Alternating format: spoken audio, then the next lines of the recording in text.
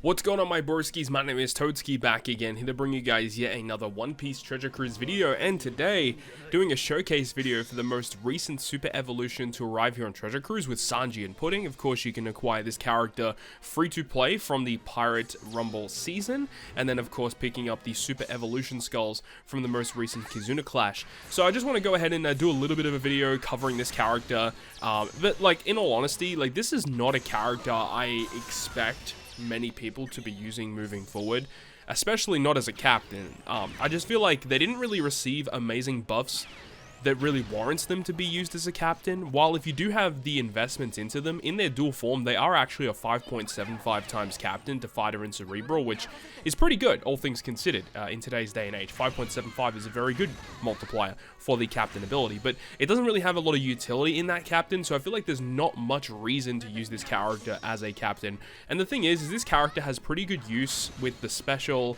and the switch ability, that you could just use a better captain and then get around most things that way. And while I will admit as well is that the team that I use for this video, probably not the most like optimal team to get through this content, but hey, it gets through it. It is what it is. And the thing is because there is no utility really with Sanji and Pudding as a captain. Yeah, there's definitely like lots of room for improvement, and there's so many other captains I would prefer to use over Sanji and Pudding for this team. I digress. Let's actually get into it, right? We kind of talked about it, but the captain ability providing that 5.75 times with the dual captain effect is pretty nice. If you do pivot to their solo captain abilities, it's actually quite a stark difference. Sanji provides a much higher attack multiplier. Like, Sanji gives 5.25 times attack boost, 5.25 to fight a cerebral with a matching slot, 5 times otherwise, whereas Pudding is 4.25. Like, it's such a stark difference between it, and I did notice it. Like, I actually didn't like look at the multipliers before using them as a captain, but then after actually using this character, I definitely found that while I had Sanji as set as my captain, my damage went way higher. It was a pretty noticeable difference. So that's one thing to note, that if you do opt to use this character as a captain, that is something you do definitely need to take note of. The fact is, as well, is they have pretty good survivability, like some damage reduction, some healing mechanics. Overhealing, of course, is quite nice. But that's pretty much all that their captain ability kind of provides. It's a very bare bones basic ability. In terms of their switch ability, which is a reason why I do think that they may be used potentially, but if you activate their super switch, it removes paralysis, despair, and slotbind on themselves completely, which is just okay.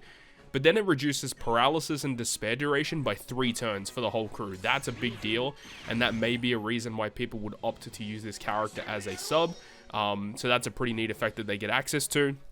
And they also give themselves a similar slot that goes through block slots with the base switch and the super switch, so that's really neat. And it also changes adjacent slots into rainbow with their super switch as well. Again, another reason why you probably want to use this character more as a crewmate, because being able to change adjacent slots into rainbow gives themselves a similar slot, and all of those abilities are through block slots, so being able to have that as a super switch to remove a bunch of debuffs, being paralysis and despair, and then basically 4 out of your 6 characters get guaranteed slots, it's a pretty big deal. So super switch is very good. And then moving on to their special, now my Sanji and Pudding is only level limit break 4, so we don't have the maxed special ability for this character, but if you do have it, it gives you a pretty good amount of healing that allows you to overheal, a 30,000 heal. It gives 80% damage reduction for 2 turns. It will also remove the threshold and rainbow shield completely, which is obviously what this character was capable of doing beforehand, but now of course this character is returning with this ability. And it also will remove the recovery effect into damage. It removes that, which is pretty cool. That is a new ability that has been added with their level limit break 5, so if you do come across that debuff, do note that Sanji and Pudding at level limit break 5 are capable of removing that. And then of course they do provide the 3-turn 2.5 times color affinity boost to fighter and cerebral characters.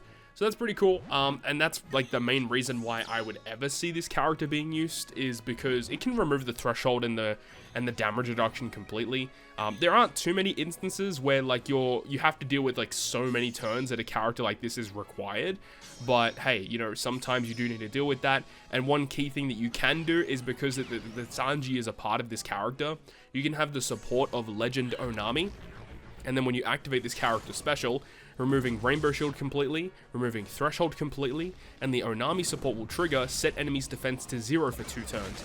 So if they have those defensive effects and you're allowed to reduce their defense, you can technically remove all 3 debuffs completely with one special launch, which is pretty big. This character can do that. I know that one specific piece of content where that is good is against Arena Mihawk, where he has like 10 turns of Threshold and Rainbow Shield, and he's got a blue shield buff, but you're allowed to reduce his defense.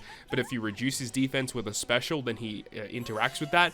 And of course, the only way around that is to have a defensive effect that procs from a perfect buff or a clock buff, or, you know, use a support that removes defense, and Sanji and Pudding is like one of the best characters to take on Arena Mihawk. But like outside of that, I don't really see this character being used all that much. It's a very niche scenario where you have to use a character like Sanji and Pudding. And I just feel like the character was kind of selected for the Super Evolution purely because it's like a Christmas themed character. Outside of that, I really don't think there's much reason for this character to really get a 6+ around this time period. But hey, look, it is what it is. Even though like the Cerebral class is predominantly where this character will shine, because the Cerebral class does have quite a lot of support and will continually receive support throughout the years.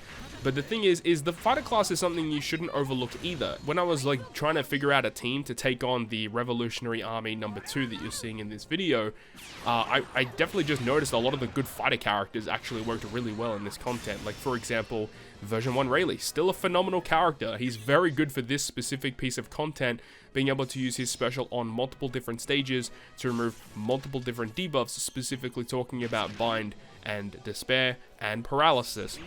The thing is though, is that in this case, because Sanji and Pudding don't really have like good utility in their kit, there isn't really like, you really need to use a character like V1 Rayleigh, but the thing is his characters are so powerful these days that if you went into a content such as this with, you know, more modern release characters, you could get through a lot of this just purely because the captain abilities are incredibly strong and have great utility effects that are just added bonuses that characters did not have previous to this.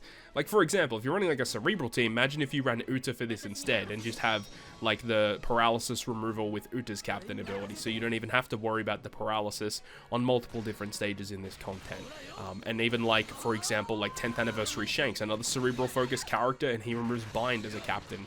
So if you had like a hybrid scenario of those two, being able to remove like a bunch of different debuffs, plus you still get a bunch of like damage bonuses from color affinity, attack boost, orb boost, whatever it may be.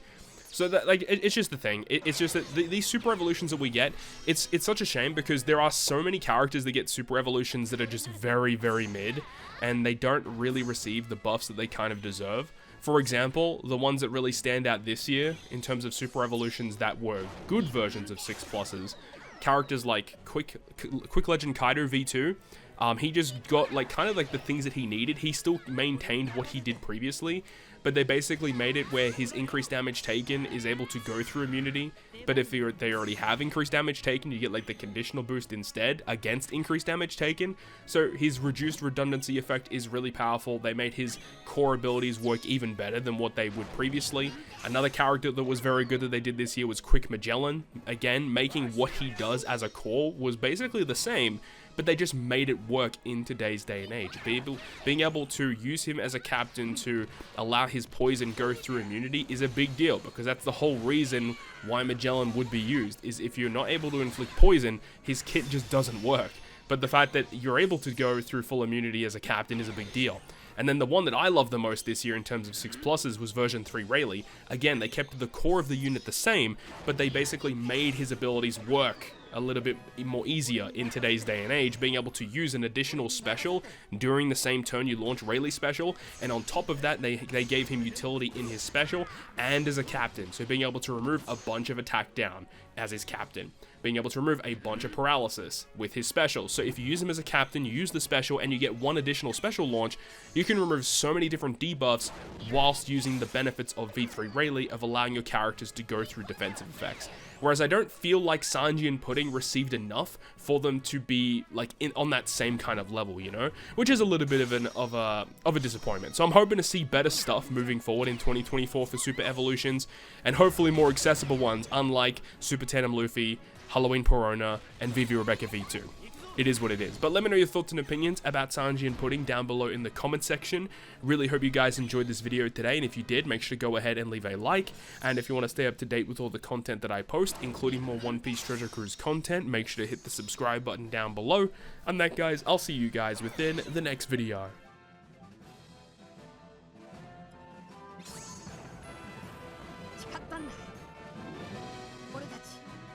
3人でよ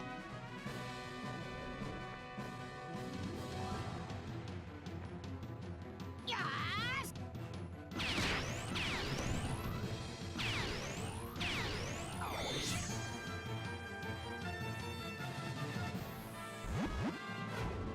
やるな嘘でしょ行こうプリンちゃん